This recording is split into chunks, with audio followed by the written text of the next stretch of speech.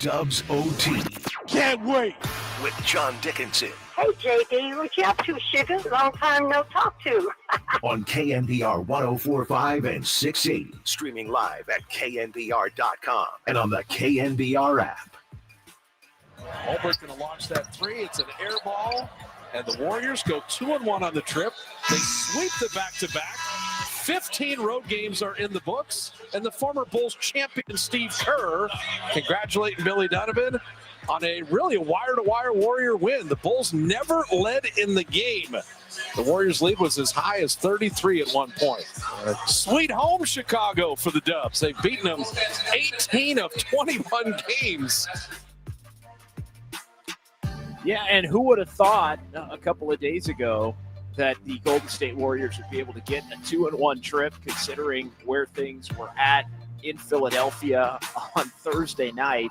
But they find a way to do it. Jimmy Butler comes back, DeAnthony Melton back and in the mix after missing last night's game against Cleveland. And the Warriors not only salvage the trip with a win in Cleveland last night, but they make it a real positive trip by taking 2 of 3, and they beat Chicago 123-91, the final, as they win by 32, and they get back above 500, and they don't limp now into this stretch of 4 days off and then a couple of games and then 3 more days off. The Warriors are going to play 2 games now in the next 10 days and nothing until Friday due to the Emirates Cup schedule, with the NBA Cup taking some center stage. So a couple of games that were added to the schedule here based on the Warriors not being included in the Emirates Cup tournament here by falling and failing to, I think the Warriors finished last in their group. So they get a couple of days off is the big thing. But what a nice win for the Warriors. The starting lineup tonight for Golden State, plus Brandon Podziemski off the bench, really the story of this one, as Jimmy Butler came back and Draymond Green remained out, along with Stephen Curry and Al Horford. We'll get you a Steph Curry update as to things projecting toward a potential return for Steph coming up on Friday as the Warriors take on the Timberwolves back at Chase Center. But just a real buttoned up and smooth and, for the most part, drama-free victory for the Warriors. We talked about it last night, and I think this is where I want to start. Big theme of the show last night was going to be, hey, everybody loves what Pat Spencer brought to the table, and everybody has loved what Guy Santos brought to the table last night in helping the Warriors earn that win. And Quentin Post played well, and TJD played well, GP2. And really, it's the third straight game last night for Pat Spencer where he's made an impact in the OKC game, a big-time impact in the game at Philly. The Warriors almost won. Impact, obviously, player of the game last night for Golden State in Cleveland.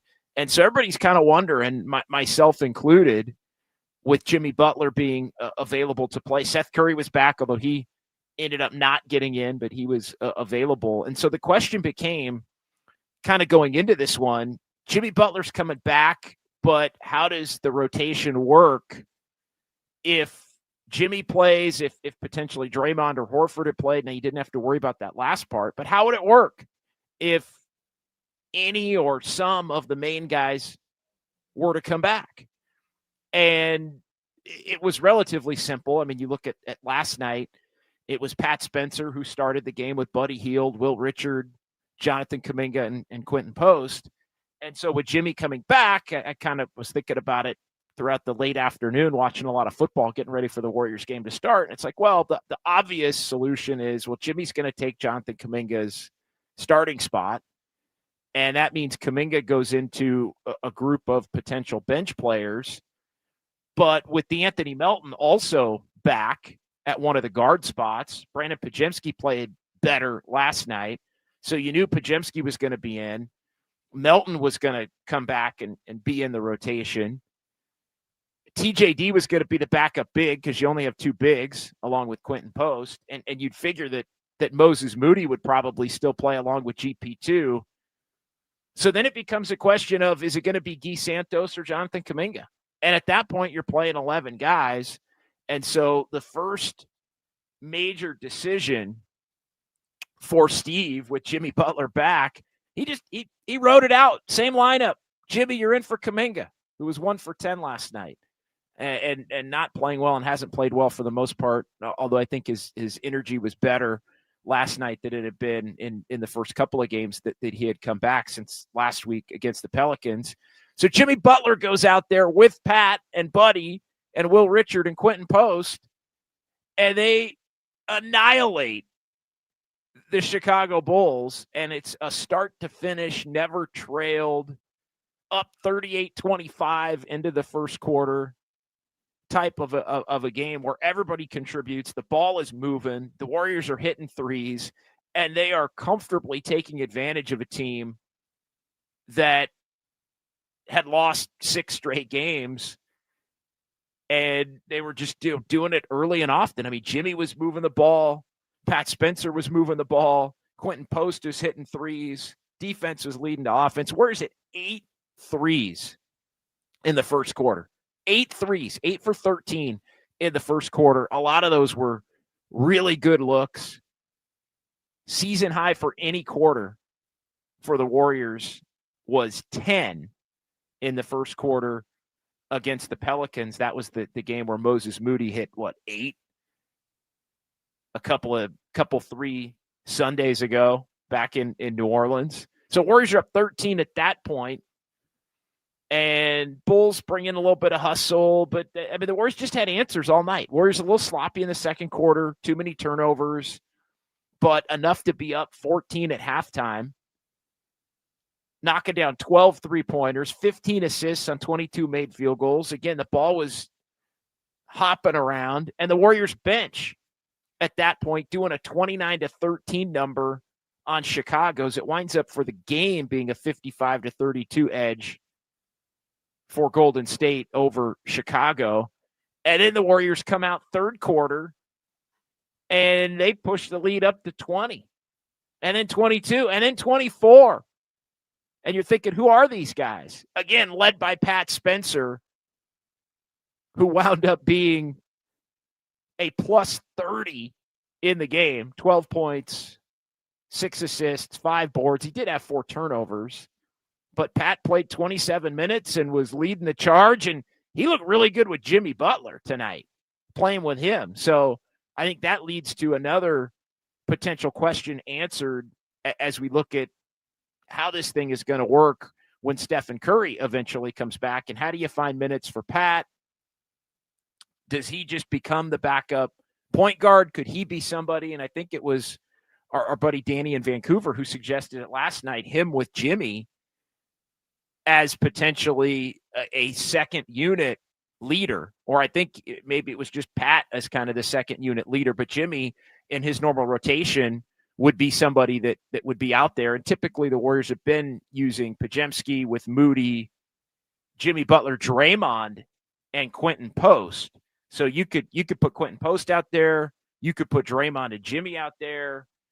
You probably would put some shooting out there with Pat, and you could alter that rotation a little bit. Maybe Moody's out there with Pat, but I think you want to have 2 shooters. So if Pat's a creator, not to get off on this tangent right now, but if Pat's a creator in that start of the second, start of the fourth quarter lineup with Jimmy, then you want to have, Draymond out there potentially for the defense, or maybe you just mirror Draymond's minutes with Steph's minutes, and you kick somebody else into the game at that point. Again, it had plenty of time to figure that out, but I think if it is going to be Draymond and Jimmy and Pat, you'd want to have Quentin Post as a shooter at the 5. You'd want to have another potential shooter at the 2 spot. And so, maybe it's DeAnthony Melton who can kind of do a little bit of everything. Anyway, they've got some options, and I'm intrigued. I know we talked about it last night.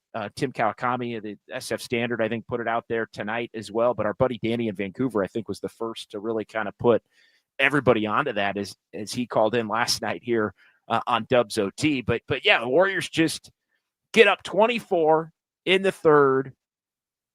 It was starters versus starters, advantage Golden State. And then Chicago ends up with 14 straight. They hit 4 consecutive 3-pointers at one point. It ended up being a 17-1 run that the 24-point lead got down to 8. And then basically Steve Kerr went to the following group to ice the game for the Warriors because these guys put this game away. Pat Spencer, Brandon Pajemski. And I think, as much as, and I've even fallen into this a little bit, it's become the notion of, well, Steph comes back, Pat's the backup point guard, Pods isn't going to play. Pods is going to play if he's going to play the way he has these last couple of nights. And I think an indicator of Pods is going to play a little bit is what you saw tonight in terms of Steve Kerr ain't afraid to play Pat Spencer with Brandon Pajemski. And it was a group led by Pat, Pajemski, Richard, Jimmy Butler, and Quentin Post that put the game away for Golden State. And so the Warriors did put the game away in the fourth quarter after it got cut down to 8. And we'll give you the latest as the Warriors win this game by 32 tonight, 123-91 on Jonathan Kaminga and what Steve Kerr's conversations were with him, because a big part of the subheader, and again, it shouldn't surprise anybody. Shouldn't surprise anybody if you look at, Jimmy Butler coming back. Kaminga started last night. Kaminga wasn't particularly good last night.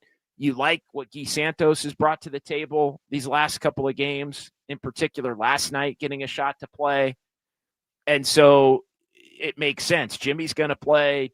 Melton's going to play. Moody's still going to play. GP2 still. You can't play everybody. And Steve still played 11 of his 13. Hell, Gary Payton II tonight barely played. He ended up only playing 4 minutes in this game. And I thought he might be one that in this game could get his minutes cut down as well. But it left Jonathan Kaminga as the player on the outside looking in, and rightfully so. It leaves Jonathan Kaminga on the outside looking in.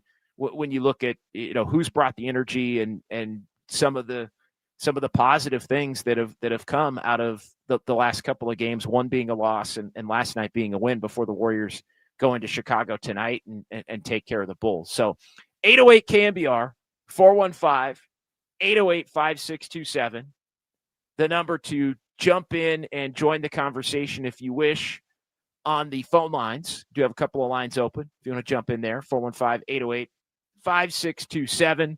Golden State Lumber and Showroom text line, same number. And, of course, we got the best YouTube chat in sports here on Dubs OT. So really nice win for Golden State.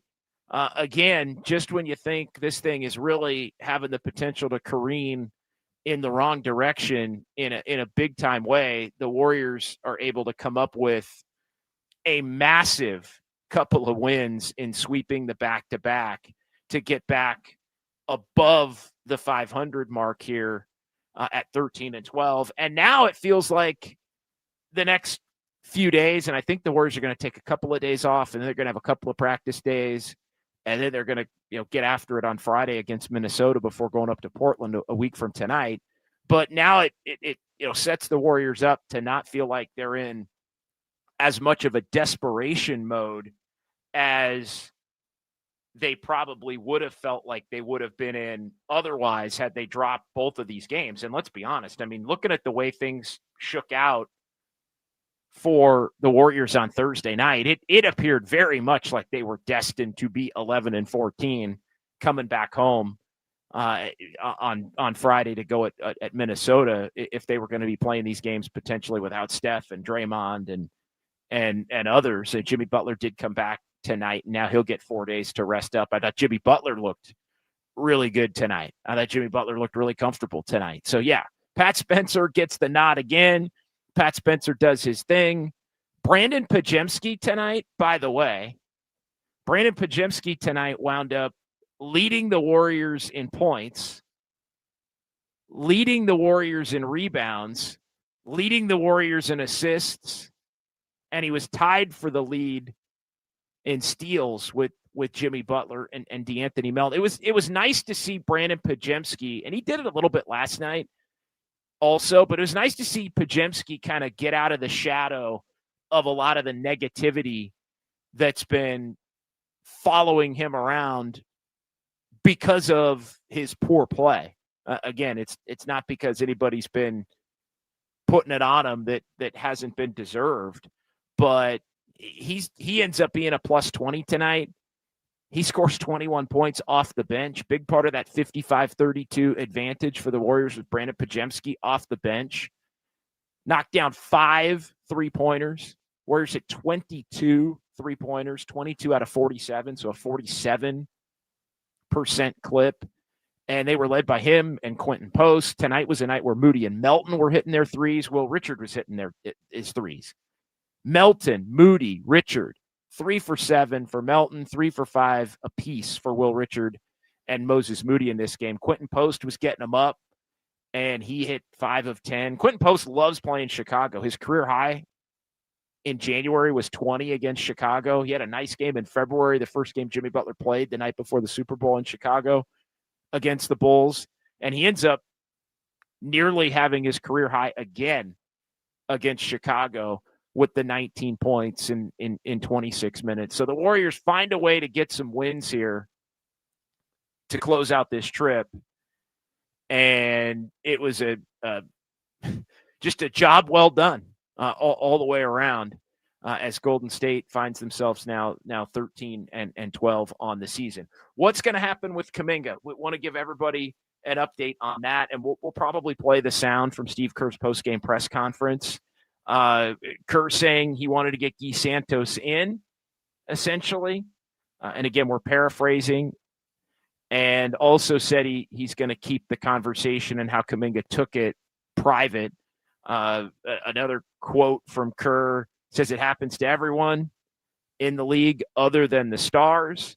Guys come in and out of the rotation depending upon who's available and how the team is playing. So, again, a very appropriate and accountable response, I think, for Steve Kerr. But like anything that centers around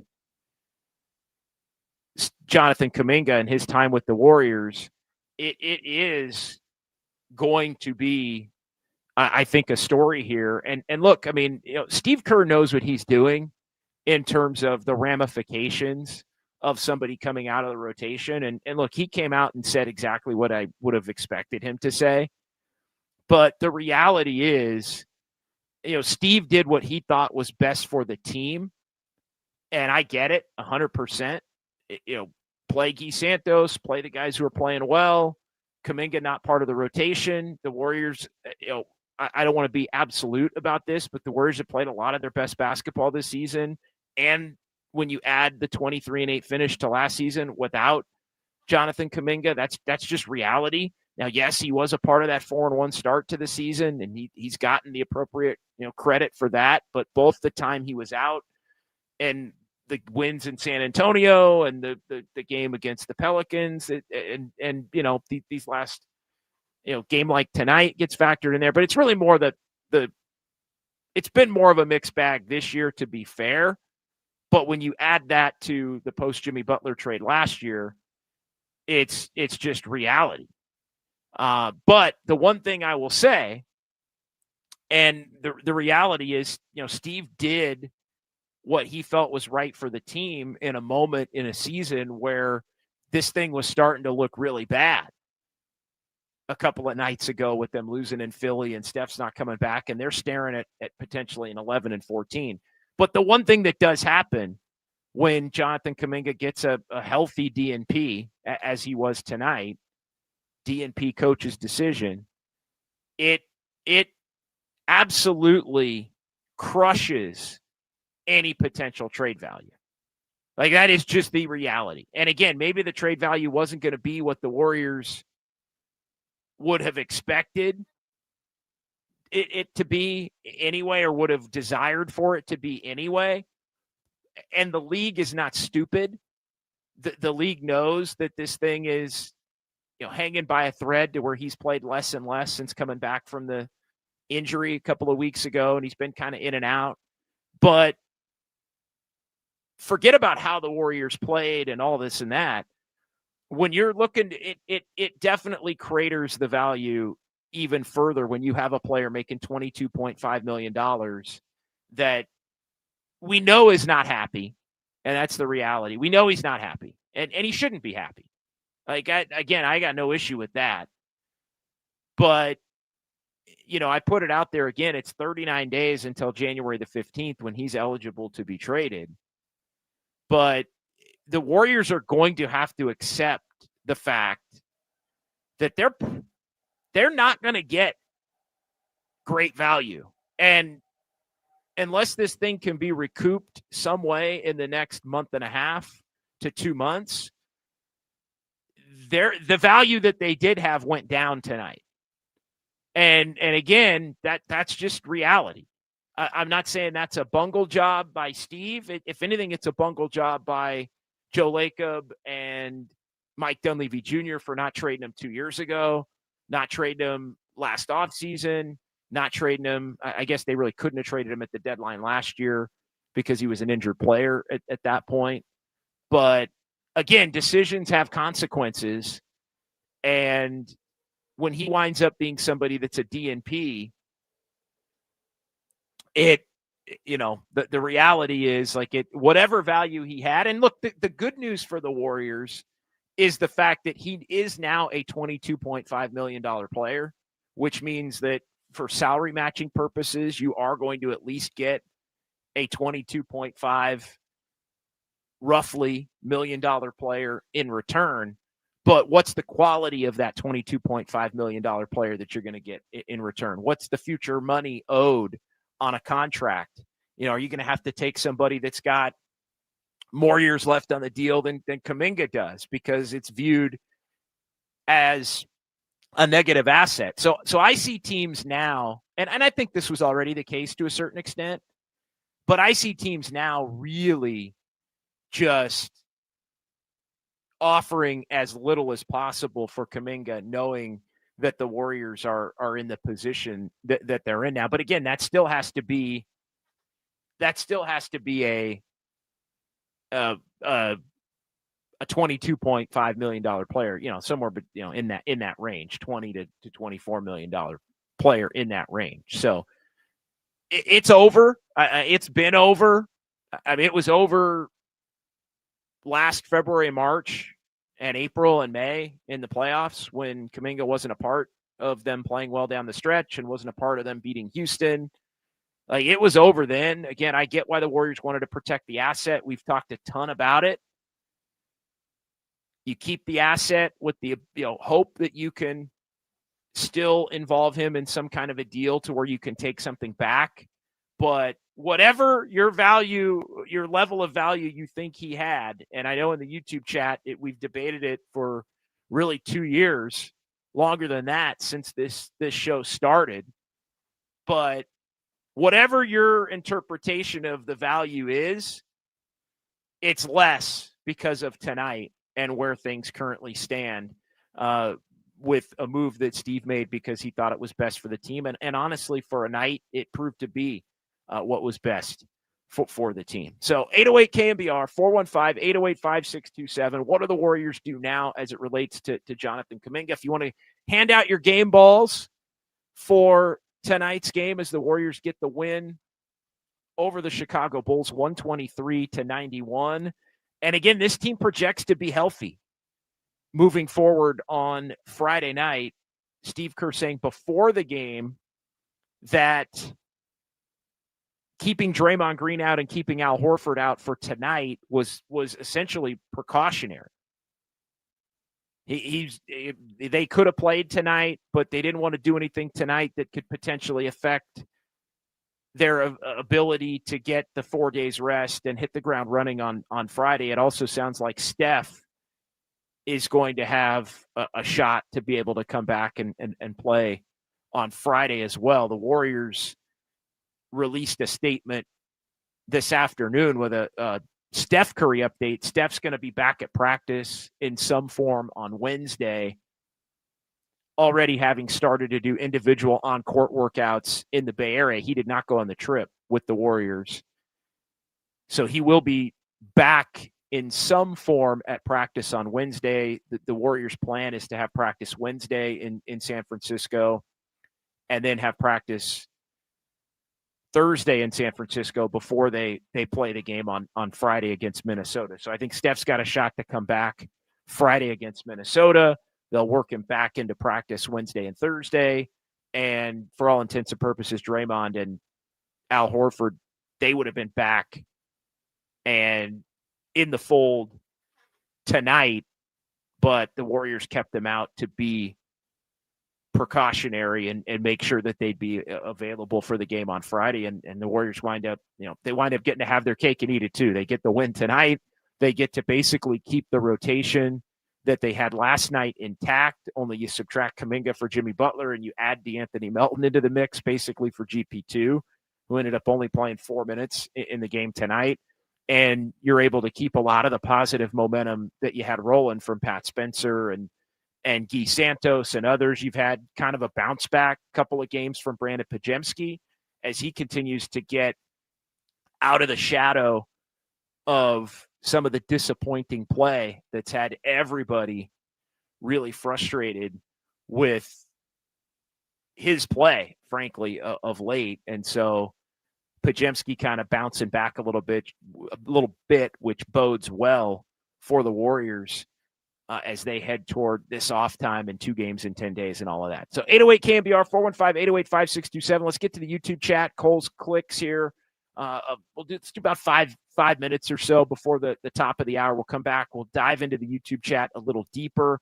I guess I'm also going to have to, because I see it kind of floating through the chat, I may have to get the list out that we read on Just Dubs yesterday morning of all of the players that make within a $3 million range of Jonathan Kaminga's salary. It's not a very lengthy list at this point, and obviously Kaminga can be packaged together with other players, and that can add to the salary that you can potentially look to take back if you look to make a move. But it's not a lengthy list, but it probably would be worth kind of bringing back to this conversation as we sit here on Dubs OT, because the Warriors are going to have to figure a manner in which they can look to move on and try to find somebody. I mean, I've said it for a while. I mean, trade him for a role player, trade him for a bench player, trade him for it, because he hasn't been at his best, even much of a factor for this Warriors team.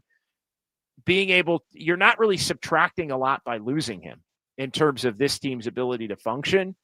And so if you're adding somebody that can be a fit, can be a rotation player for this team, it's only a net positive. Now, you can get into future and what kind of player he's going to be and value, and do you want a project versus somebody that can help you now, even if the guy who's going to help you now might be a little meh. To me, I'd rather have the guy that's going to help me now and just end the saga than be worried about value and what you're going to get and take it. You don't go through all of this with Kaminga to take another project back. You want somebody that can be in your top 7, top 8 year rotation. So, all right, let's get some Cole's clicks here. We'll hear from Steve Kerr coming up around 7:30 or so. We'll keep this thing rolling until pretty close to 8 o'clock, if not 8 o'clock here on the Sports Leader. All right, what do we got tonight, Cole? Let's get the ball rolling. Final night, by the way. Let's get it rolling. Cole's final night in for Kyle Haar. Kyle's going to be back after the little break here Monday through Thursday, but Cole's done a fantastic job over these last handful of games. All right, let's get it. Alpha Nickelberry, great win, JD. The Dubs may have a puncher's chance now if they can hit on a few trades and take advantage of the rest between games. It's a long shot. Nonetheless, I guess. Well, look, it's all going to be dependent on the trade deadline, but the biggest thing that the Warriors have figured out here is a way to play and get some wins in the meantime, because that was the frustrating thing. Like, you're a month away, 5 weeks away from being able to trade Jonathan Kaminga. You got to play games between now and then. So you can't, like, on the one hand, what needs to be done, but at the same time, it's a scenario where you can't do it right now. And so to me, the most important thing of the last 24 to 30 hours since the Warriors tipped off in Cleveland last night. The most important thing is that they've figured out, hey, Pat Spencer can help them. They're playing Pat Spencer more. Guy Santos can help it. Like, they've figured out ways to get some wins without Steph Curry and figure out a style of play without Steph Curry that can work and put them in position to compete. And also some of the guys that have gotten opportunities here in the last couple of days, couple of nights, could be factors in what the Warriors have to do here moving forward once they get the others back. Because now it becomes, how do you mix in the best versions of the guys who've helped you in the last 2 games, and they've clearly helped you, with Steph and Draymond and Jimmy, who came back tonight. But again, the puncher's chance to be a contender is going to be, I think, almost completely based on what they're able to come up with at the trade deadline. But the most important thing, at least in the short term, is the fact that they figured out a way to win some games shorthanded, because they had been completely inept to this point at being able to show that they could do it. So good tip-off comment here from Alpha Nickelberry on Dubs OT. Up next here on Cole's Clicks, Douglas Mikes. It's just the Bulls on a Sunday night, but the team really should consider making a trade where Draymond comes off the bench. Yeah, I know we've had a couple of these. I just don't see that as the issue. It's a matter of, like, Draymond is not the problem for this team. It's, if anything, it's the rotation. You have it does change the way you have to build a team. And I've talked about this a lot, so I'll try not to belabor it. Draymond is still at his best when he plays the center, but he's going to get worn down if he plays too much center. But Draymond's at his best when he plays center. The Warriors are also at their best when he plays center, because it frees up another skill player to be on the court, another guy who can move the ball and shoot the ball. If Draymond's going to play center, or not play center rather, then you're going to play Quentin Post, you're going to play Al Horford. Well, if Quentin Post and Al Horford are playing with Draymond and they're hitting shots, well, you can get away with that.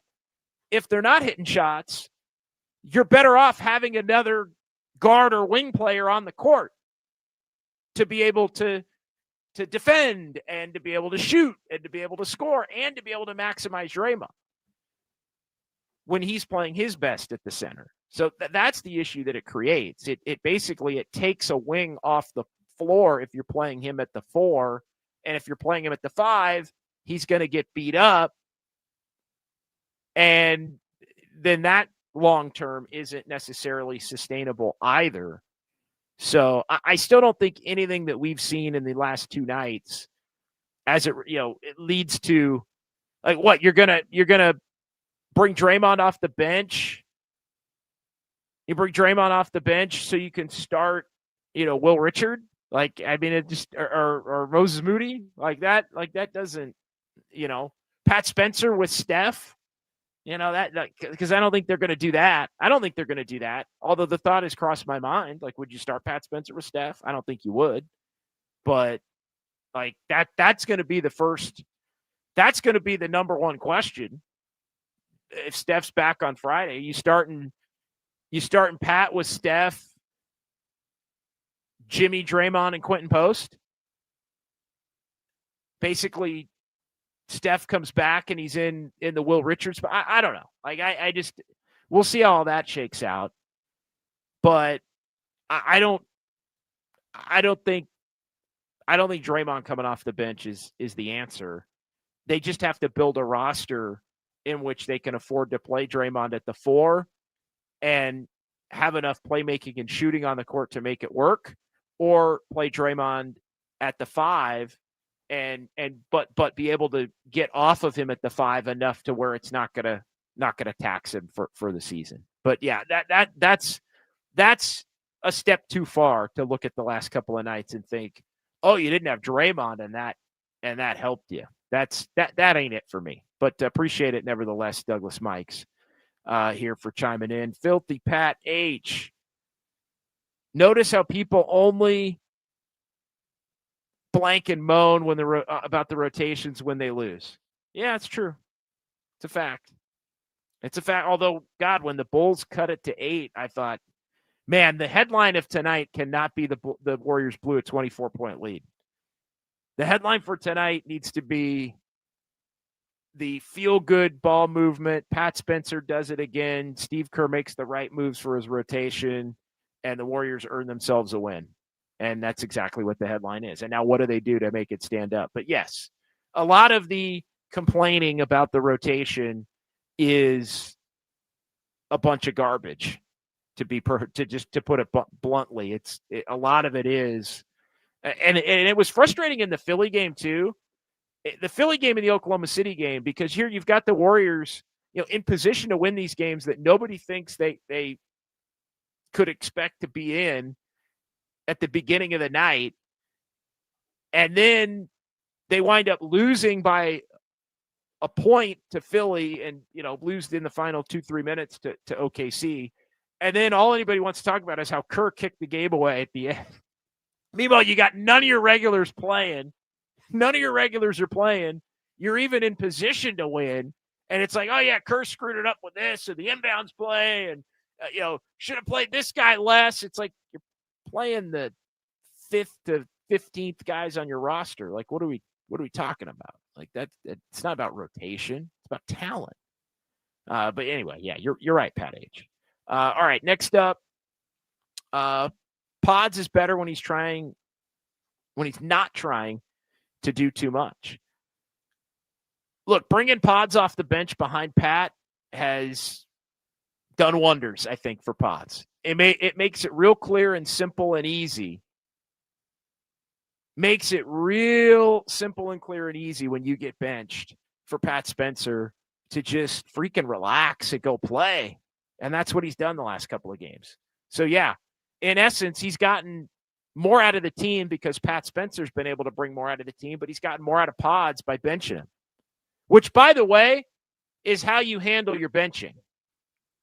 For anybody on the roster that may not be handling their benching well or hasn't handled their benching, Brandon Podziemski is exactly how you handle being benched the last 2 nights. You go play and force your way back into the lineup. All right, let's take a timeout. 808 KNBR 415-808-5627. Couldn't agree more, though, about Pods when that's what less is more with Brandon Podziemski, and we saw it last night, and we've seen it again here in this one tonight. Warriors get the win, 2-1 trip, 123-91. The final. We'll come back. We'll get more of your chats coming up. We'll hear from Steve Kerr and others from the Warriors locker room in Chicago. Right here, Dubs OT with JD on the Sports Leader.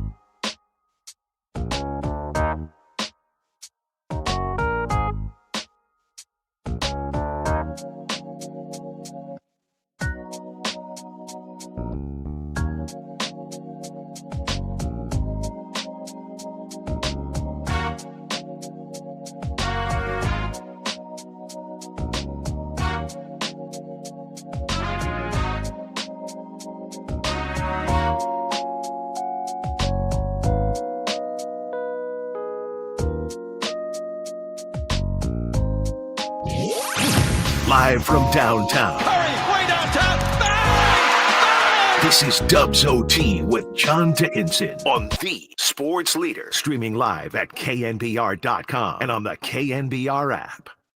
Shot clock at 7. And Butler will launch another 3.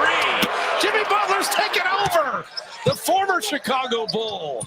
And Jimmy Butler back down from a challenge, never. 2 big threes for Jimmy Butler, both of them in the fourth quarter after things got a little bit dicey and the Warriors' 24-point lead got cut down to 8. But he hits a couple of threes, helps get it back up into the 16-point range. Warriors would push it all the way back up to 32, actually even 33. The biggest lead. They win by 32, 123-91, the final. We're back here, Dubs OT with JD on the Sports Leader, 808 KNBR, 415-808-5627. If you want to jump in and join the conversation, Warriors win it. They are 13-12. Somehow, some way, the Warriors win the final 2 games of this road trip to make it a 2-1 road trip, and now they get to the point where they will be back at home after 4 days off against Minnesota coming up on Friday. Couple of text messages before we get more Cole's clicks here tonight in the YouTube chat. 530, Pat Spencer needs to start with Curry. New look Splash Brothers. What do you think of that? Pat Spencer starts with, I actually hadn't gotten that far. I mean, I thought about it. I thought, would you start? Would you start Steph with Pat? Obviously, Steph's going to come back and start, but I was just thinking, I mean, I guess you could start Steph in Buddy's spot and then start Draymond in the Will Richards spot. And then you've got Pat with Steph, Jimmy at the 3, Draymond at the 4, and then you've got Quentin Post at the 5. So you got 2 shooters out there, obviously, with Steph and Quentin Post. You've got Pat and Jimmy as your creators. And then you've got Draymond as your flyer. The only issue there is point of attack. Like, who's your point of attack defender with that group? I mean, I would be concerned that lineups with Pat and Steph get annihilated in terms of, teams really looking to attack both of those guys and trying to get points up on the board. Defensively, I'd have my concerns about a Steph, Pat Spencer backcourt. But again, you would have Jimmy and you would have Draymond. It's interesting. I wonder what Steve ultimately will choose to do there. The one thing I think, the other part that I think is going to be interesting, because Pat is going to continue to play, is how is it truly going to affect Brandon Podziemski's minutes now that Brandon Podziemski's playing well? And I think we kind of saw a little bit of a tell tonight, because Melton is going to be somebody that's going to be in the rotation on nights where he's healthy. And you can play Podziemski and Melton. I thought Podziemski and Melton played well together when they were on the floor. You can play Steph and Melton. I think in the playoffs, in the biggest of the big games, Melton's your starter next to Steph. I think that's the move. And then you figure out, Jimmy and Draymond, and do you play a 3-man with Jimmy and Draymond? Do you play a 5-man basically with Jimmy and Draymond? That would be the only question there. But I don't think we're quite to that point because of the minutes restriction and them wanting to protect DeAnthony Melton because of the injury history. So I think you're probably going to see Melton for the most part coming off the bench here moving forward until we get to probably March and April and the lead up to the playoffs. But yeah, it's interesting to see. Golden State Lumber and Showroom text line. One more here before we get back into the chat. 669, Draymond might not be the problem, but he's not really the solution anymore either. Look, the Warriors defensively with Draymond on the court he is the biggest reason why the Warriors have a top 5 defense. I know he hasn't played the last couple of games, and the Warriors defense has still been pretty good. But the on-off numbers with Draymond and the Warriors defense, he's still very much capable of holding up his end of the bargain on that side of the floor. So let's not overstate or underestimate, rather the impact of Draymond. Let's not overstate the notion that this thing has been better with him out, too much here. But there are different, and we talked about this last night. I mean, one of the more frustrating components to the Warriors' whole thing is the fact that they almost have to be like 3 or 4 different teams. When, you've got the Steph's out team, and then you've got the Steph's out, but Jimmy's playing team, and then you've got the Draymond is out, but Steph's playing team, and you get like it just like the best way for this team to function without Steph and Jimmy and Draymond is not necessarily the best way for them to function with those guys. The guys that play well when all of them are out are not necessarily the guys that need to be playing when all of them are there. And I think that's the part that they're going to have to sort through here during the time off and in the immediate return to play on Friday against Minnesota and beyond. It's finding the right, I mean, I hate to sound like Steve, but it's finding the right combinations. But part of the problem is, and look, this is just, I said this, the longer Pat Spencer plays, he may prove himself to be just that MFer, like he said, and Coach Kerr said. He also may, 5-6 games from now, prove to be somebody that isn't, needs to come off the court. And I'll say the same thing for Guy Santos. And that's been part of the problem for the Warriors over time is they've got, you play Kaminga for 10 games, and by 10 games, he's got to come out. You play Moody for 10 games, and by, like there's times where he's great, and then there's times where you got to go to somebody else. And then you like that. It feels like that's been the case with just about every one of the Warriors, young players and or role players. So again, that part's going to have to be figured out here. All right, let's get back to the YouTube chat here on Dubs OT.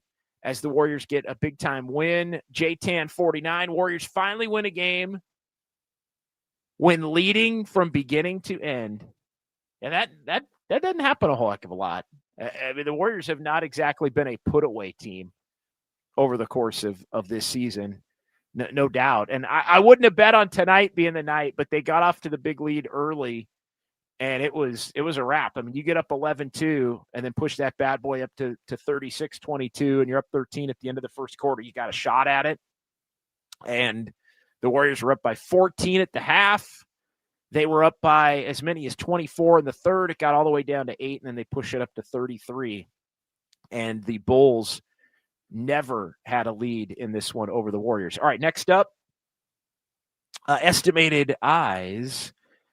I tuned in and saw that starting lineup and had to rub the sleep out of my eyes. I was in disbelief like Christmas morning. I thought it was going to be the starting lineup tonight with Pat Spencer. It was going to be when Jimmy came up as probable, and he was probable this afternoon. I think or this morning. It was the afternoon in Chicago. We were watching football again.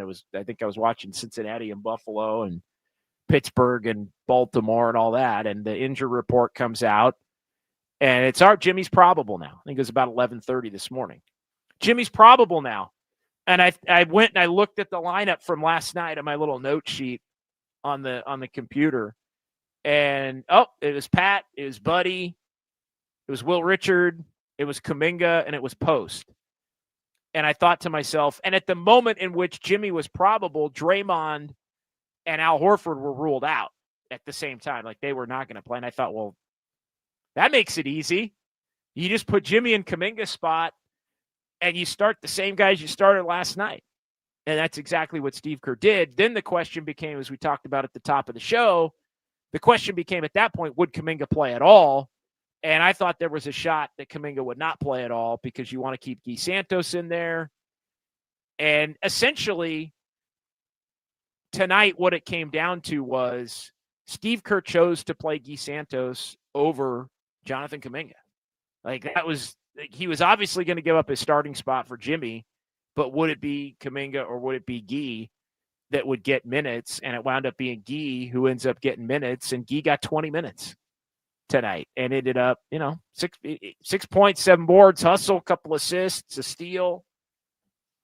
But when Guy is playing his best, he fits.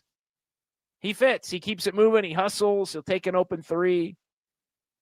Again, though, like I said about Pat Spencer, I think you could say the same thing about Guy Santos. Any of these guys that play well for 3, 4, 5, 6 games, if you play them for 20 games, are they going to have a 3, 4, 5, 6 game stretch where you need to get them off the floor? Probably. Because at least until proven otherwise, because those are the players that they've been in their NBA career. So estimated eyes, good comment there. Keep it going. Dig 'em. Our defense will get shredded if Pat starts with Steph. I agree with you. I was being kind. Dig 'em, when I said I have some concerns about the defense. Yeah, that's not going to work defensively.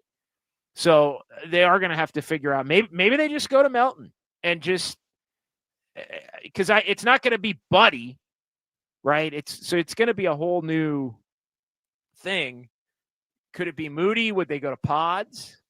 I could also see him going to Pods next to Steph, although defensively that's been a little bit more problematic when those two have played together this season than it was when those two played together last season.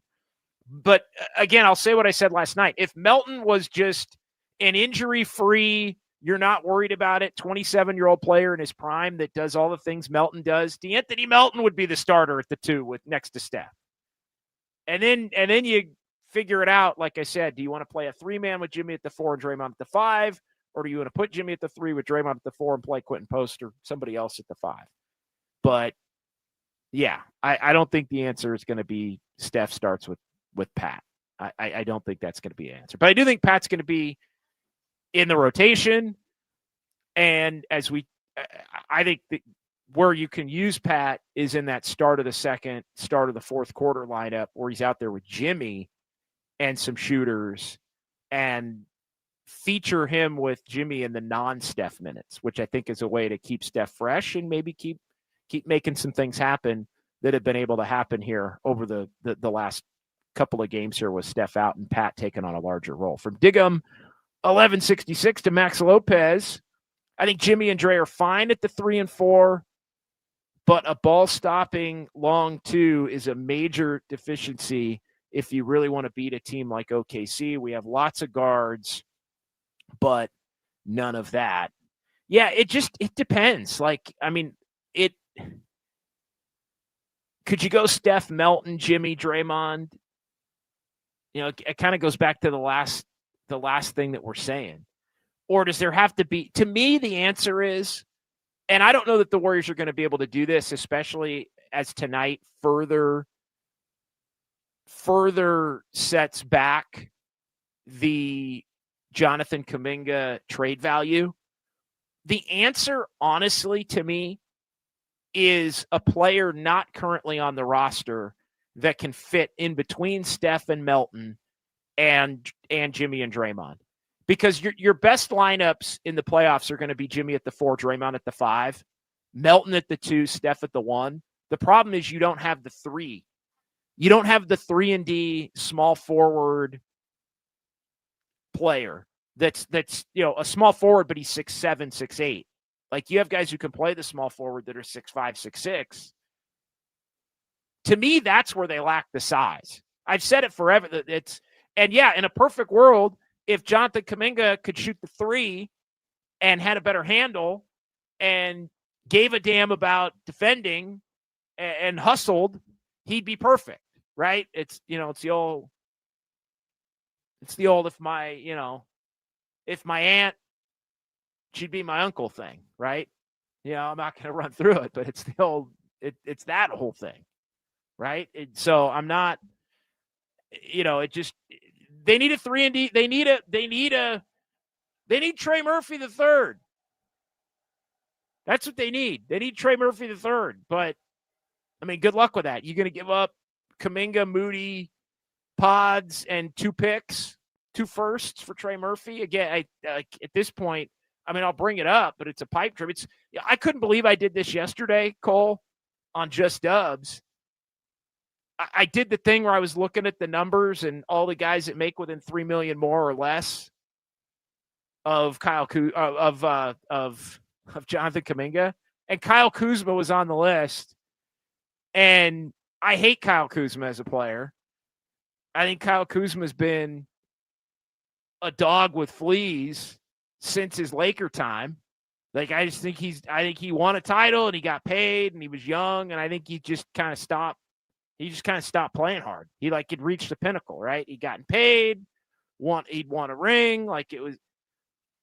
But Kyle Kuzma's like right there next to Jonathan Kaminga in terms of salary, and I'm thinking, I think if you're the Warriors, you'd rather have Kyle Kuzma. I mean, I know you probably would, and you'd bet and hope and think that, you know, he could be maybe even he's probably the kind of guy you're talking about if you're going to do a 1-for-1. Robert Brown, if the Warriors got Kyle Kuzma, I'm probably rooting for a new team. I'm with you, Robert. I can't stand Kyle Kuzma. I couldn't believe it, man. Like, somebody brought up Zach LaVine in the chat too, and then I got all over Zach LaVine because I can't stand Zach LaVine. It's kind of the me being willing to consider Kyle Kuzma was like last year when things had gotten so bad for the Warriors that I was starting to consider Zach LaVine. Never for Wiggins and never as like a number 2 option next to Steph. But it was like, well, if they could package a bunch of bad contracts together for LaVine, and you could, you know, I can't stand Zach LaVine. And then Zach LaVine dropped 42 or whatever last night. But yeah, I'm not a Kuzma guy at all.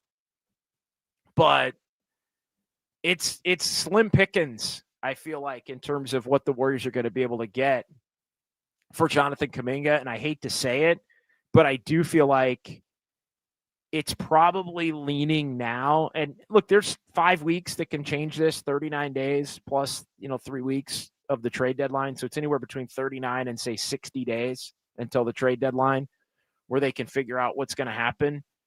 But I'm starting to feel like the Warriors are going to have to take they're going to have to take a veteran that maybe is a little bit of a flawed player back and just roll with it, or somebody that has a contract that you don't want back as well. So, all right, let's get 3 more. And this January 15th is like an unofficial holiday for the Bay Area. That's funny. That is funny. Yeah, no question. It is coming rapid fire. It is 1 week. It is like, it is in line with, you got Christmas, you got New Year's, you got January. I always say, you got January 8th. January 8th happens to be my birthday. So it's like, that's actually a week. Like New Year's is a week from Christmas, and then my birthday is a week from New Year's. And now we got January 15th, which is going to be a week from my birthday. It's like, they're all like stacked up on consecutive Thursdays here, coming up here to close out 25 and head to 26. Mike V, I think come April, Melton should be entrenched as a monumental part of the push for a deep playoff run. I think they would love nothing more for that to be the case, Mike. It's just a matter of, can he stay healthy enough and fresh enough? Like, I do think they're, as great as he's looked, and he looks 100%. He's only 27, but he has just had rotten luck with injuries in his career. I mean, he's had a back thing, and he's had the ACL, he's had other stuff. Like, he's had horrible luck throughout his career. But if they can keep him healthy, they believe he's perfect next to Steph and perfect as a playoff caliber player. I mean, they hated going against him in the 22 playoffs when he was with Memphis. He was like the only guy on that Grizzlies team that, and I'm not saying this literally, but for the most part, he was like the only guy on the team that, like, the Warriors actually kind of liked and respected, was DeAnthony Melton. Like, they weren't feeling a lot of the Memphis Grizzlies of that era, Bane and Jaren and Dylan Brooks and Ja. They actually liked Anthony Melton, which is a big part of the reason why he's with the Dubs. But some would tell you that they were kind of fortunate that maybe Melton didn't play a little bit more in that 6-game series that the Warriors ultimately prevailed in. All right, 2 more. Cowboy. The Pat and Steph lineup will lead to fewer turnovers from Steph because he will be double teamed less often. Yeah, there's an offensive positive component to it. I wouldn't dispute that. It's just a matter of, can you get away with it defensively and have the net not be negative as it relates to that. But no, I don't disagree with that. Having another guy that can really ball handle and create, I think would be good. Although Pat did have 4 turnovers tonight. That was and again, guys who handle the ball more, starting point guards are going to have more turnovers. We've seen Steph at plenty of those games, but you need, you don't want to see Pat's turnover numbers go up with more playing time. That will lead to less playing time for Pat Spencer, especially as his role gets more fit inside a box when Steph returns. All right, one more before the timeout. JC Mack, this trip hopefully solidifies who should really be playing. Great point. And again, I don't think it's I think some of that is made easier by having some of the regulars out, right? Like, it's easy to play Pat and Pajemski when Steph's out. It's easy to play Gee when Draymond's out. It truly is going to be, and we can get into that coming back a little bit, because I was going through the lineups and my little lineup rotation card that I keep, and I was trying to figure out, all right, what's it going to look like? It was a big part of the discussion last night. We can move the conversation forward with that as well coming back. We'll also get our sounds at Dubs OT. We will hear from Steve Kerr on why Jonathan Kaminga was not a player that got in the game, why he was a DNP coach's decision tonight. And we'll also get you some quotes from Jonathan Kaminga as well. He was asked about it post-game in the Warriors locker room in Chicago. So all of that's coming up. Dubs OT with JD, best Dubs coverage in the Bay. We're talking about it. Warriors win 123-91 here on the Sports Leader.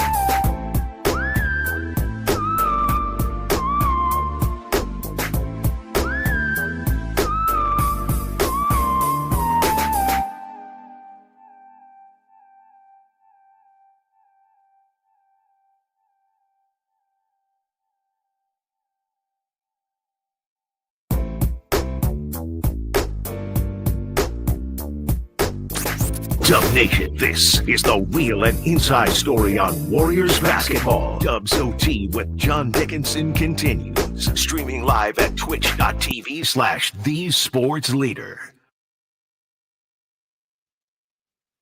All right, welcome back. Final segment here on this Sunday. Warriors win 123-91 over the Bulls. They make it 2 in a row, 2-1 road trip, 13-12 overall on the season. We'll get more from the YouTube chat coming up here before we close up shop at right about 8 o'clock.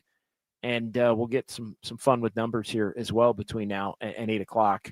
But let's get to it. Our Sounds of Dubs OT tonight. We're going to hear from Steve Kerr, D'Anthony Melton, Quentin Post, Brandon Pajemski, and we hope to also hear from Jonathan Kaminga, who was approached and did answer questions in the Warriors locker room in Chicago postgame. So we'll try to grab some of that postgame sound as well via those who are on the scene in Chicago on this Sunday night. All right, let's hear from Steve Kerr first and foremost as to the last couple of weeks, which I'm not sure how this pops out. But here's Steve on things feeling like they're supposed to feel. We're in a good spot. I feel like we found something, these last couple of weeks, starting to feel like the team we're supposed to be. But we have to back that up and follow up the momentum we have right now with a good stretch. Yeah, the last couple of weeks. I mean, is he going back to like San Antonio, and then winning the 2 games there, and then another one? Like, it has not been a last couple of weeks. The last couple of weeks have not been good at all. You lose at home to Portland. You can't beat Houston. Steph gets hurt. I think they figured out some things in the last couple of days. But I would probably disagree. But maybe Steve is going back to the San Antonio trip, which, my goodness, I mean, that was almost a month ago. That was like 4 weeks ago. Coming up here on Tuesday and Wednesday. I mean, that was 3.5 weeks ago. So I don't think the Warriors have figured much out in terms of the last few weeks, but I think they figured some things out the last few days, and maybe he meant to say days. But now it's a matter of applying what they figured out over the last couple of days in the next week and having it translate to a team where Steph and Jimmy and Draymond are all a part of it, and you're still able to figure out a way to maximize Guy Santos and Pat Spencer and Pajemski, and what does it mean for Moody, and how does Pods play, because he's come on these last couple of games. So all of those things I think have to be factored in. All right, the big note of the night, aside from the Warriors getting the 32-point win, is Jonathan Kaminga, a DNP coach's decision tonight. He was out of the rotation. He did not come into the game at all. He and Seth Curry, the only 2 Warriors who did not play tonight in the game in Chicago. Basically, as we talked about for the first hour plus of the show, it boiled down to Jimmy Butler went back into Kaminga's starting spot. Guy Santos got Kaminga's minutes off the bench, and Kerr kind of rolled with everybody, plus D'Anthony Melton, who didn't play last night, but did play tonight. He rolled with everybody from last night plus Melton with Jimmy Butler in the starting lineup. So here is what Steve Kerr had to say about Kaminga not playing tonight for the Warriors. Just got to keep going, just like everybody else who's in this position. And it happens to everybody, pretty much, other than the stars. Guys come in and out of the rotation depending on, who's available, how the team's playing. Really wanted to get Guy. I think the way Guy has played the last couple of nights, and after what he did down the stretch last year, you see the impact he makes with his energy. And then obviously getting Melt back. We've got and Pat's emergence. I mean, we've got a lot of mouths to feed, and tonight this is what we decided to do. Yeah, and we'll see. Doesn't mean it's necessarily going to be long term. We've seen, Steve Kerr say Kaminga's an entrenched starter, and then a couple of weeks later he's not. And so we've seen it play out both ways. Again, when you have a lot of players of a similar talent level, that's just the way it's going to be. The one big takeaway I will say, and I know Steve declined to say what how Jonathan Kaminga took the news, although we hope to hear from Kaminga in the locker room post game, because he did, I will say before we play it, handle it extremely professionally, and I think should be commended for that. But we'll get to that coming up here. But the reality is, like, Kaminga could not play tonight and not play against Minnesota, and then all of a sudden he's there against Portland, and he's playing against Portland, and or he doesn't play maybe for the next couple of games, and then all of a sudden he's in a game against Phoenix, and then he is. But the big tell to me, and I think this is the thing that I think a lot of fans have had issues with, and a lack of understanding about.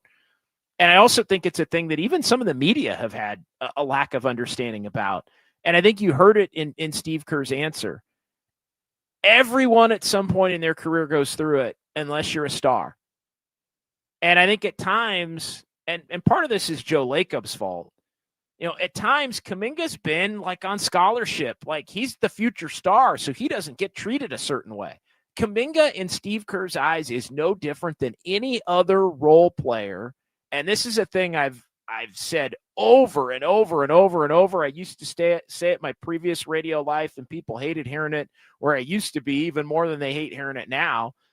But the reality is, Steve Kerr doesn't look at Jonathan Kaminga like he's the future of the franchise, or somebody that's got, he looks at Jonathan Kaminga as, can he be a role player for the team that we have right now? And he is a role player for the team that we have right now. So you know what? Him and Guy Santos are on par. Him and Will Richard are at the same level. Him and Moses Moody, you know what? Whoever plays the best is going to get the minutes. Like there is no scholarship for a guy like Jonathan Kaminga. And so that's the part where, like, in Steve's mind, I really don't think it's personal. I just think it's a case of he's never viewed him as this budding star that needs to have this kind of special treatment. And I think in many ways, and I've said this a lot, Joe Lacob undercut Steve Kerr's ability to be able to coach Jonathan Kaminga inadvertently. I don't think he's ever gone in and said, play this guy. I'm not saying that. But what I'm saying is he's undercut it based on the way that he's spoken of him and the belief in his ability to be a future star. That has undercut Steve's ability to just coach him normally, which I think has undercut his ability to naturally develop into whatever player he's going to develop into. There's always these grand expectations every time Kaminga plays well. He's at the podium or in the locker room, and everybody's asking him and asking Steve, does this mean he's arrived? Does this mean he's going to play now forever until the end of time? Does this mean he's the third star next to Steph and Jimmy? Like, no, it's just he had a good night as a role player. And you know what? He's probably going to play the next game because he had a good night as a role player. And if he has a couple bad nights as a role player, he's not going to play, which is no different for anybody else on the roster. And so that's the part where I think the discourse surrounding Kaminga has gotten so far off base, is that he just started being evaluated as this guy that was the future, instead of just being evaluated by a guy who was trying to be the eighth man on a playoff team. But I digress. We'll hear from Kaminga coming up here in just a moment. Let's get DeAnthony Melton talking about Pat Spencer. Short and sweet, but I kind of chuckle here reading the description. Here's DeAnthony Melton on what Pat Spencer's brought to the table here the last week. Hey, you can't cuss, all right? Pat Spencer is that what? He's that mother-loving guy, for sure. There you go. All right, there you go. Courtesy of NBC Sports Bay Area. Too much cussing, right? Too much cussing from Steve. Too much cussing the last couple nights from Guy Santos. Guy Santos cussing, but everybody's loving what Pat Spencer's brought to the team. Everybody's loving what D'Anthony Melton's brought back to this team, playing for the first time in over a year a couple of nights ago and helping the Warriors again tonight. All right, let's hear from Quentin Post. Quentin Post, big game for him. We talked about how he loves playing against Chicago. Damn near had a career high against Chicago tonight. His current career high was against Chicago back in January in San Francisco. He had a great game against Chicago in February in Chicago. But Quentin Post, 19 points, 5 3-point makes. He's a plus 25. But Quentin Post, forward thinking in terms of trying to get healthier and continue the vibes that the Warriors have here with a little bit of time off. Yeah, no, season's been very up pace early on, but I think it'll be great, to get everybody healthy, to kind of look at the tape. I feel like we got a good flow going on right now. And just to get everybody in line with that, get Steph back. Obviously, Jimmy was back, and he was great. Draymond back. So it'll be a good time to have some off time and some practices. All right, that's Quentin Post. Looking forward to having some practices, getting guys healthy, good flow, good vibes, everything rolling as it relates to that. And so another big game for Quentin Post against the Bulls in this one. All right, one more. Brandon Podziemski. Guy's taking a lot of flack. I think he's earned it. But Brandon Podziemski was awesome tonight, and he gets a lot of credit. Again, you get the credit when you play well. And Brandon Podziemski, I think, deserves a ton of credit for handling being removed from the starting lineup for Pat Spencer, as any professional should handle being removed from a starting lineup or having their role changed. And look, Brandon Podziemski ended up playing more minutes tonight than Pat. They were out there together a little bit, which is why that wound up being the case. But it wasn't. And this is another thing that I'm really interested to see. Pat and Podziemski, Kerr feels like those two guys can play together a little bit. But, yeah, Podziemski didn't start. Pat is the love of every Warrior fan right now. But Podziemski ends up team high 21 points, team high 8 boards, along with Jimmy Butler, team high 7 assists, and also ends up with a team high tying 2 steals in the game. Here is Brandon Podziemski post-game talking about being a part of that group that helped put the Warriors in front for good and put the game away, put Chicago away for good as they were making their run in the fourth. I mean, the game of runs. We pretty much dominated the whole game up until that point. So at some point, NBA players too, they're going to make a run.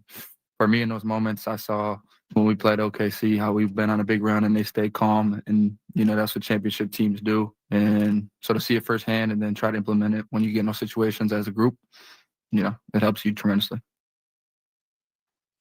Yeah, and the Warriors showed some poise tonight. It was a little dicey, I'm not going to lie. It got down to 8, and I'm thinking there's a lot of time left. If this thing gets down to like 2 or 3, now all of a sudden, who's going to finish the game? How are the Warriors going to finish the game? But they just very calmly move the ball around, and Quentin Post hit a big 3.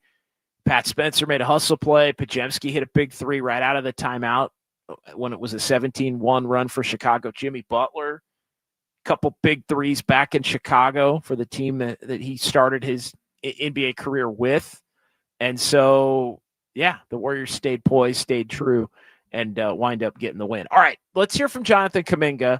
And this is going to be a lengthy Q&A, basically. It's going to be, and we want to credit Anthony Slater of ESPN. We ripped the audio from there in his video on his social media. But Anthony Slater of ESPN, Nick Friedel of The Athletic, also Joseph Dickinson of Bay Area News Group, and Danny Emmerman probably in there as well of the SF Standard on hand in Chicago. So you will credit them because those are the guys that are there. And again, credit Slater for us ripping the audio here of Jonathan Kaminga at his locker postgame. We're just going to play it raw, and it's a couple few minutes long, but we want to give everybody an opportunity to hear what JK had to say following being a D&P coach's decision tonight here in Chicago? I thought we were going another way. And I think we just switched certain things. Yeah, so. Do you think it's like a one-game thing, or do you think it's like for the foreseeable future? I mean, I'm not really sure, but as long as things are working out there and we're winning, I don't see the point of switching anything, changing. So, whenever my number get called, I'll be ready. But I don't see the point because I feel like we're doing good. We've been doing good, and I think things working, moving up. So I don't see a point of taking certain qualification and playing good and things are going well right now. So what are some of the reasons that you think things are going well right now with this particular rotation? I think we win. We just won the last 2 games, and I think that's the thing, Like I said, when my number get called, I'll be ready. But things are going well. We all playing with each other, and we actually won a couple last games, and we're gonna see what we can do from there. How's your game feel right now? I feel good. I don't have any problem. I work out every day. Stay ready, but you never know how these things work sometimes. My number can get called anytime, so I gotta believe in my game, and I feel good about my game. So whenever that number get called, I'll be. How does your past experiences with this kind of help you deal with this? At the end of the day, I just gotta be a professional because it's things that happen, and it happens before. It happening now, so nothing really is going to change certain things, but just staying positive and How do you feel physically? You missed time with the knee. Has that bothered you at all? Anything negative? It did. By the time I got a chance to get back, I was working out to get back to this. So I felt good. What do you think you have to do to get back? I just gotta stay on top of my work, and like I said, we're playing good. I'm happy for people like he to go out there and Pat Spencer. He plays well, so it's normal. He does his thing out there, like he did today. But like I say, you never know how the game will go. So I just my mental gotta be prepared every day, no matter the time and circumstances. So I ready to go out there and be impactful. With how the summer went and how it concluded, there's a lot of attention on you, maybe a lot of pressure. How much does that weigh on you this year? There's no pressure on my side. I keep everything that happened in the summer best. I can't focus on everything at the same time. It's going to take me off track. So whatever that happened in the summer, I don't control that. It happened for a reason. But it's the best. I'm moved on from that. And I'm trying to figure it out, how to go out there every day and impact and helping us win. Jonathan, to that point, how do you think your relationship is with Steve right now? We get to talk and figure out things. We don't have any problem. Like I said, I don't have any problem. They didn't just go my way today, so I must stay happy, must stay lucky, and stay focused until the next one. How have your teammates helped you stay positive?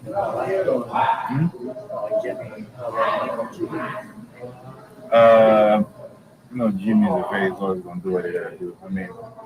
She's been around around Will, Travis, move with slow the young guys, BP, they keep my spirits in the whole track. I think you don't gotta come from Draymond, Jimmy every time. Just watching them, going out there and having great nights and driving. When they come off, when they drive, they just enjoy a good day. All right, so that's Jonathan Kaminga post-game in Chicago. As we hear from him again, lengthy in his words, all the questions, nothing taken out of context, all of that. Also, shout out Sam Gordon of the Chronicle. Didn't mention him, but among those on hand, Danny Emmerman, Joseph Dicus, Nick Friedel, and obviously Anthony Slater. And we credit him for the audio to be able to play that here on Dubs OT. Again, I think just professional responses from Kaminga. I think the one thing that stands out, and I always mention this, is, Kaminga saying he'll be ready when his number gets called. No reason to change anything up if the team is winning and things are going well. He said he's not feeling pressure at this point. I do give Kaminga a nod in the way he's handled these situations, whether he's being 100% real or he's saying what he thinks needs to be said to be a professional, because we all have to do that from time to time, even if we don't necessarily agree with what's happening or like what's happening. I think he's doing it, and he comes off as much more mature. And I've said this a lot. He comes off as much more mature and less egomaniacal and egotistical than not only his agent, which again, that's part of his agent's job, is to do that and have his clients back. So I can kind of understand that, but also the fans, and some of his fans are just some of the most loathsome people in terms of the things that they'll say. I'm sure they're all great people, but in terms of some of the nasty things they'll say about the situation and the like, but that is not necessarily the person specifically. And so I think you do want to give a hat tip to Jonathan Kaminga along that front in terms of believing that he'll be able to stay ready. And again, I think the best thing for him moving forward and the best thing for the Warriors moving forward, and it's not to say the Warriors aren't going to need him at some point here in the next 2 months, because they probably will at some point, but the best thing for him and for the Warriors is going to be when the Warriors can trade him somewhere and he can, go potentially be, I think it for his sake, it probably needs to be a low pressure, type of environment with a team that's not doing a lot of winning, to where he can just get out there and stretch his legs and grow and fail as more of a lead, number one, number two option. And just kind of grow up as a player and work through the mistakes and not have the pressures of needing to be a part of a championship contending team, while being a piece that just doesn't fit with this Warriors team as they want to be constituted. So we give you the run there from JK. All right, let's do a couple of things here. We'll do fun with numbers.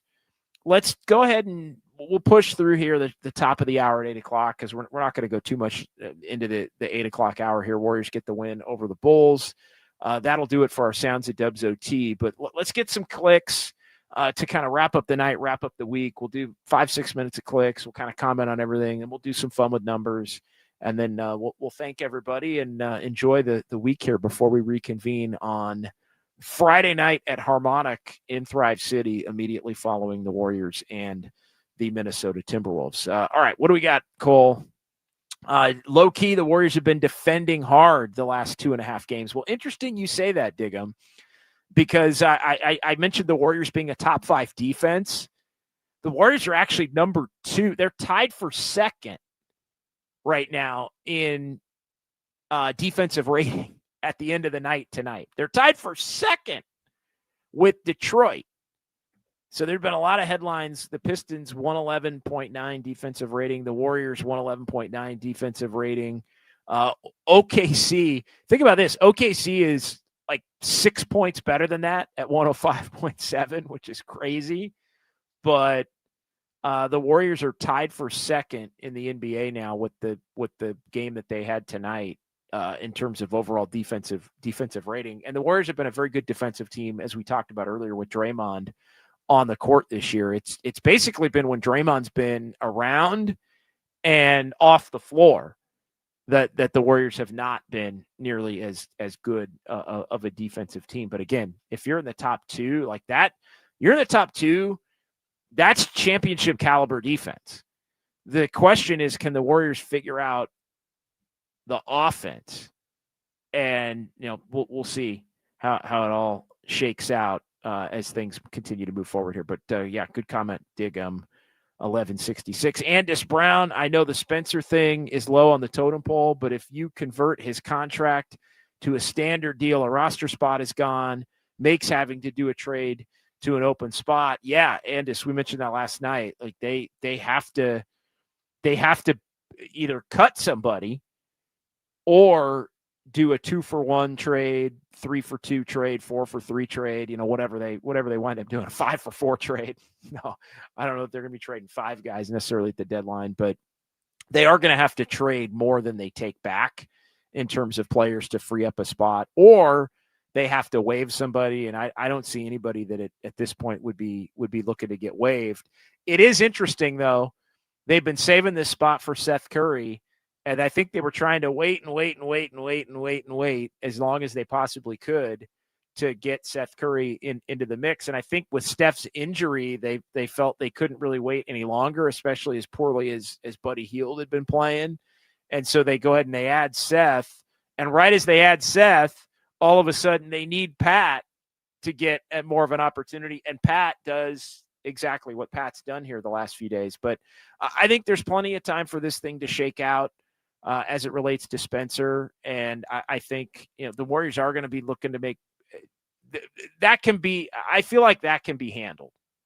I think that can be handled at the deadline, the ability to free up a roster spot because you make a trade. I think it will be part of the Kaminga trade, there might be others that are part of the Kaminga trade, but the Warriors have a bunch of guys who could be thrown in to a possible Kaminga trade to help make the salaries work and everything else. But I think, if Pat Spencer continues between now and February to play the way that he has, they'll have to do it and they'll do it. So I don't think that, to me, is a nice problem to have, because it would tell you that Pat Spencer continues to be a major factor the way he's been a factor over the last 4 games here with Steph Curry out this last week. All right, next up from Andis, we move to JC Mack. Give Buddy his flowers. Also, he still committed some dumb fouls, but his energy on defense and rebounding these past few games have been great. Yeah, they've needed Buddy Hield to step up. He's been much maligned. I mean, the 3 guys who've been really maligned, Kaminga, Pajemski, Buddy, Horford, who hasn't played the last couple of games. But, Buddy has played better over the last couple of games, and the Warriors needed Buddy to play better. So he does get credit for that. Next up, we the champs, babe. Jimmy Butler was a pleasure to watch in the 4th. Very high IQ, very skilled. Yeah, Jimmy likes to pick his spots. He picked a spot tonight at the top of the 4th quarter. I think he wanted to play in Chicago. I think Jimmy likes playing in Chicago, where he started his career. I know that firsthand from being there in February when he made his debut. There's still a lot of love from a lot of people inside United Center and inside the Chicago Bulls organization. There were a lot of people that really came over and hugged him and said what's up to him, and for all the strange endings, to Jimmy's tenure in Minnesota, and I think Philly for the most part liked him, and things kind of ended badly with Miami. He's got a lot of love, I think, and respect for Chicago as being the first place that he played as an NBA player. All right, before we get to more here, and we can get to the next one, I just want to make sure we let everybody know you are listening to KNBR 104.5 FM and 680 AM San Francisco, the sports leader, a Cumulus media station, as we get into the top of the 8 o'clock hour. Next up in the YouTube chat, Drew Down. Great to hear from you, Drew Down. Post defense keeps improving. Don't be a stranger, Drew Down.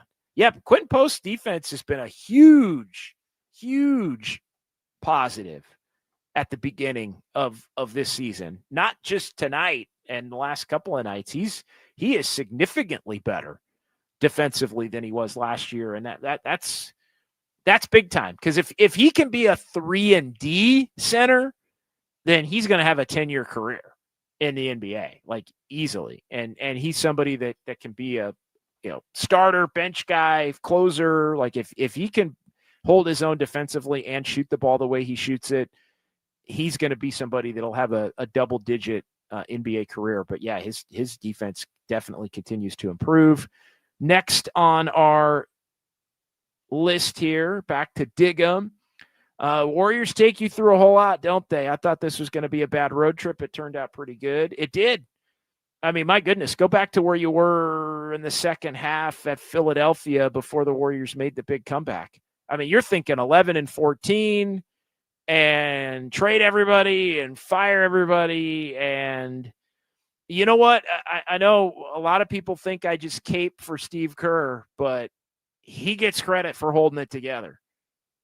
I mean, bottom line, like if you don't have the respect of your team, if they don't believe in your ability to put them in the best positions to succeed given adversity, they would have quit, or it would have looked a whole lot worse than it's looked in the last couple of games. So he gets credit for that. The players always get credit for it, but I think, again, in a moment, there have been really, I think, 2 times this season where the Warriors really could have fractured. And I think after the Philly game and after the game in Oklahoma City where they got blown out and then came back and won 3 straight in San Antonio, or won the 2 in San Antonio and then the third one in New Orleans. After that, at that point when they were 6-6, they could have fractured. After Thursday, they could have fractured. And both tipping point moments for the Warriors, they didn't fracture. And so that I think is a testament to everybody. And it's a testament to maybe there's a little more action for this team moving forward here. If they can figure out the Kaminga thing, if they can figure out how to play the guys who have played a significant role the last 2 games with the main guys, because again, that's no easy task. And then also figure out how they're going to move on from Kaminga and who they're going to get back. Those are going to be the things that tell the story as to how good this team can be and whether or not they can get back to contender status. But it always is a wild ride as Ryan Chips McCarthy heads out for the evening, saying goodbye to Cole there in our Daly City studios tonight. Let's do like 3 more. Let's do 2 plus 1. 2 plus 1 here before we get to our comment of the night. No cap.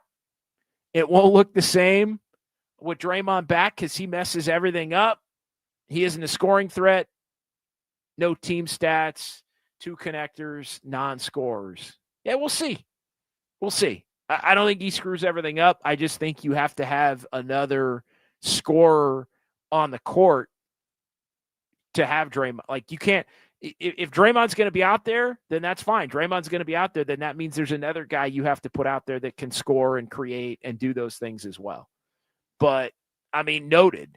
I think part of the other – I will say this, no cap. The reality is it's just the 2 different rosters thing, right? Like, they have a way they have to do it with Draymond that requires Draymond to play at a level that he plays at less and less consistently. But when he does, you're a title contender. But the time at which he does it consistently makes you a 7 seed. So how do you balance all that out? But again, here's the other thing, though, that's also extremely truthful and real, no cap. If you just take Draymond away and play this team that's played the last 2 games the rest of the year without Draymond, you ain't winning anything anyway. Like, I get it. It's nice, and everybody's feeling good, and Pat Spencer and this and that. But, like, this team's not top 10 without Draymond and without Steph. So, like again, what are we doing? Like, I kind of see where you're going, but I think there's a little more depth to it than you're making it out to be. but you got to put another scoring threat on the floor if Draymond's going to be out there. So it changes the fact that Draymond's in, that takes somebody out. Again, I understand where you're going with it. Draymond goes in, somebody's out, and then you might have to take somebody else out because Draymond's in at another spot because you got to go about it a different way. I respect that point for sure. I think you're on to something as it relates to that. But Draymond messes everything up. I mean, he's a future Hall of Famer that you need if you're going to win a title. So if you're saying we got to get, Warriors have got to get rid of Draymond, then forget it. Like, the whole thing's a wrap anyway. All right, let's one more, or are we at the comment of the night? Where are we at? I lost track. We'll do one more than the comment of the night. All right, one more than the comment of the night. Appreciate no cap. Max Lopez, Pat Spencer basically saved the first half of the season. Well, he saved this week. He saved this road trip. Again, the hyperbole.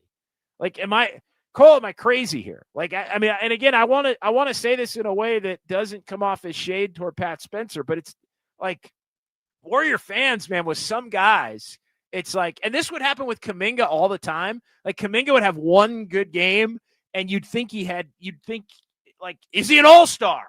Should you sign him to a $200 million contract right now? It's like, chill, he had one good game. I hear you, dude. It's been a small sample size, to say the least, but over the past 4 shows I've run with you, I'm definitely going to buy a jersey after this. I mean, Pat Spencer's been awesome. Like, I don't want it to come off like I'm shading him. And again, unfortunately, I think it does, but it's like, I mean, we're looking at Pat. I mean, he's got 3 games on the season before this week where he was in double digit scoring. A couple of these games are the games where they got, nobody else playing, so he gets kicked into the rotation. But look, he's been awesome this week. There's no doubt. He's averaging 17. Here's Pat Spencer this week.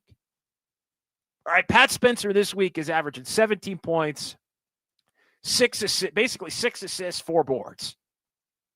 So again, he's and 1 turnover. So 6 assists, 1 turnover average. He did have 4 tonight, but that hasn't been the case.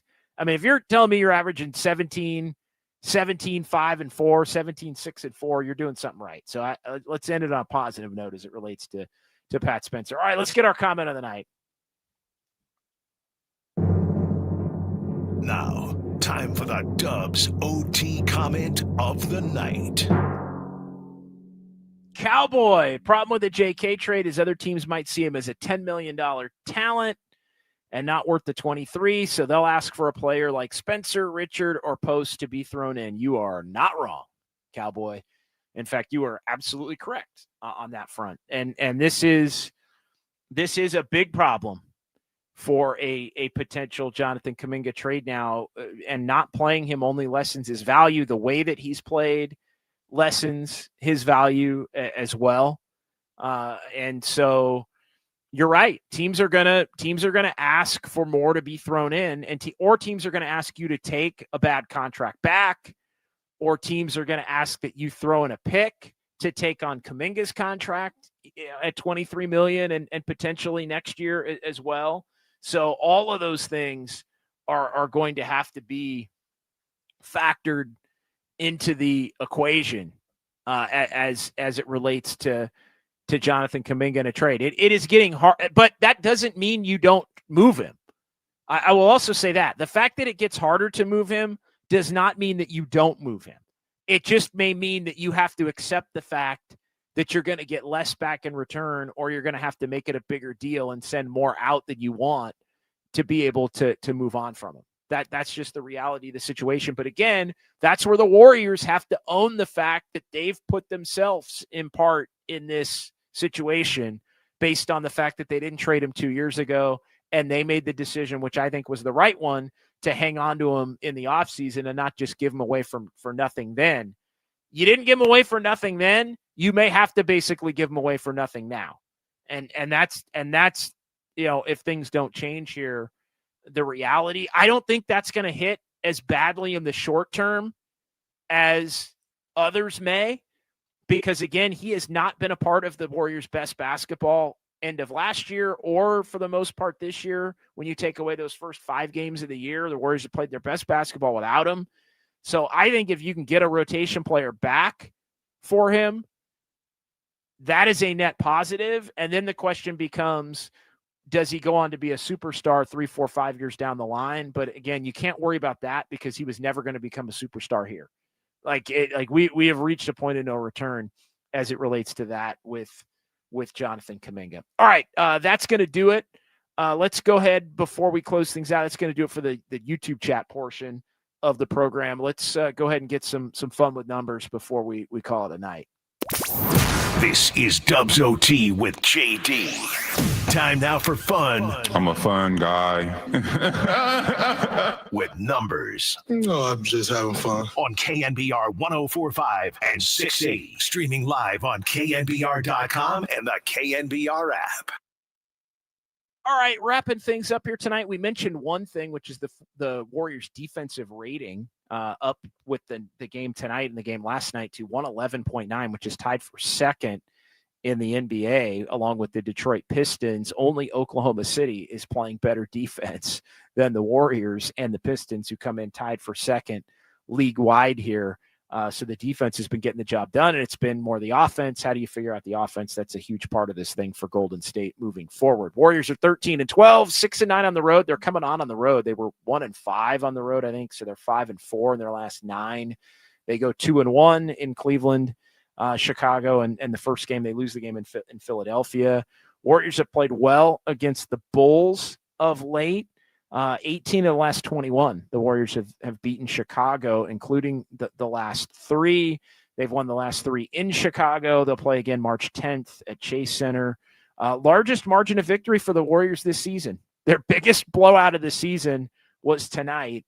It also surpassed the 31-point win against Indiana back on November the 9th when the Warriors got their revenge against the Pacers. Warriors swept a back-to-back for the second time this year, improving to 3-3 in the second game of back-to-backs. And this was the first time this year that the Warriors led from start to finish in a game on the season. Dubs are 6-1 when they score at least 120. And for the third straight game and the fourth in the last 5, the Warriors held their opponent under 100 points. The last time the Warriors held their opponents under 100 points in 3 straight games, you got to go back to March of 2024. So basically a year and a half ago. Bulls were under 40% shooting from the field tonight, and that's been something that the Warriors have done to their opponent in 4 of the last 6 games, including both games of the back-to-back against the Bulls and the Cavs. And the Warriors are 5-1 this year when the opponent shoots under 40% on the season, with the 2 victories here in the last 2. Brandon Podziemski, again, we talked about it, led the Warriors in points, 21 off the bench, his 4th 20-point game of the season. He also led the Warriors in rebounds with 8, assists with 7, and steals with 2. Quentin Post, nearly a career high for QP. He had 19 at Indiana. It's a season high, tying 19, his career high 20 against Chicago in January.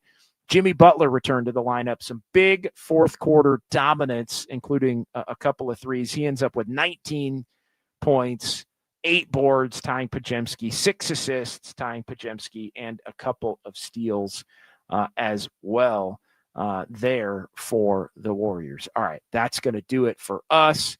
Huge thank you to Cole Appelt, who's been in all week. Kyle Haar is somewhere over the Pacific Ocean right now on his way back from Hawaii after a wonderful family vacation. Kyle will be back with us on Friday on Dubs OT, as we'll be out at Harmonic Brewing. But Cole Appelt, round of applause in the YouTube chat for our guy Cole Appelt. A huge 4-game run for Cole, and you'll be seeing more of Cole here and there as well. Here on Dubs OT, but excellent effort this week on Dubs OT for Cole Appelt. Big thanks to Ryan McCarthy, our sound editor. I always ask Kyle. I think it was just Ryan tonight, right, Cole? Was I leaving anybody out? I always ask Kyle for leaving anybody out. Just Chips, but I was lonesome. All right. Yeah. Chips McCarthy. His plus minus isn't quite Kyle Chung's, but it's usually pretty solid. It's usually pretty solid for Chips McCarthy, who you saw in the YouTube chat. Call it a night. So, yeah, for everybody who called in, texted in, the YouTube chat, it's the best in sports. Let's keep this thing growing. Like and subscribe to KNBR YouTube page. Get your notifications for when we go live. Want to keep building up the audience, obviously, as we move forward here. And if you ever miss a show, you can watch it back on YouTube, or you can check out the podcast for Dubs OT wherever you get your podcast. So we'll talk to you Friday. Enjoy the week. Warriors get the win over the Chicago Bulls, 123-91, and we are always talking about the Dubs right here on the Sports Leader. Emirates Cup or bust? Oh, hell yeah. First of all, you got to start off liking each other. On Super